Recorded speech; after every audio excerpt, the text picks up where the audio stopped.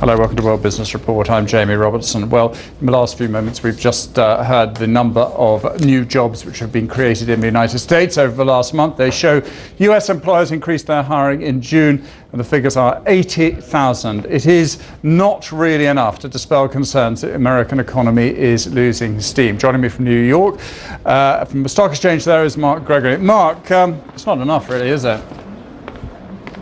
No, these figures are sort of in line with expectations, actually a bit below them. I think the expectation was about 90,000 jobs. So on the good side, at least the US economy is creating jobs, but at nowhere near the rate needed to really start tackling unemployment, which, as you just mentioned, is stayed the same at 8.2% of the workforce. Of course, this is pretty important for two particular job seekers who are the contestants in the presidential election coming up, President Barack Obama and, of course, Mitt Romney. And with these sorts of job numbers, this is not that good news for President Obama's re-election campaign. Yes, it's politically important, it's economically important. Do you think, just looking back over the figures of the last few months, looking at the reason why this is happening, a lot of blame has been put on Europe. Does that have much credibility, do you think? Well, that certainly seems to be the case, because at the beginning of the year, in December, January and February, the economy was moving at quite a lick and was generating more than 200,000 jobs each month. It then slowed down as the spring came in. The latest figures are actually a very slight improvement on that.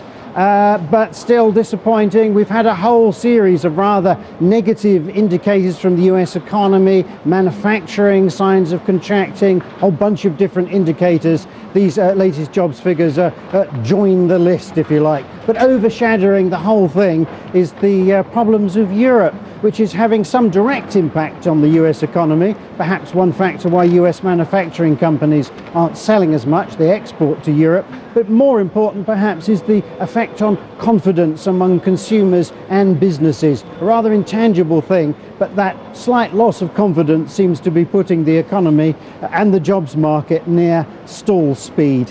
Well, of course, politicians have to be seen to be doing something, and of course they're putting in lots of different initiatives in order to be able to increase the number of people being hired. But actually, all we've got to do is wait for an upturn. Is that really the truth of the matter? I think that's it. The reality is there's probably not a great deal the politicians can do. If you like, they're as much bystanders as everybody else. And while concerns about Europe have abated a bit in the last week or so following that surprisingly productive Euro summit, Europe's problems aren't going to go away in a hurry, so everybody's bunkering down for a very slow recovery here in the US. But you have to remember, the US economy, all the signs are, it's growing at about 2% a year, so it's not in recession. The economy's not fallen off a cliff, and nor has the jobs market. But it's stagnant, I think, is the best word.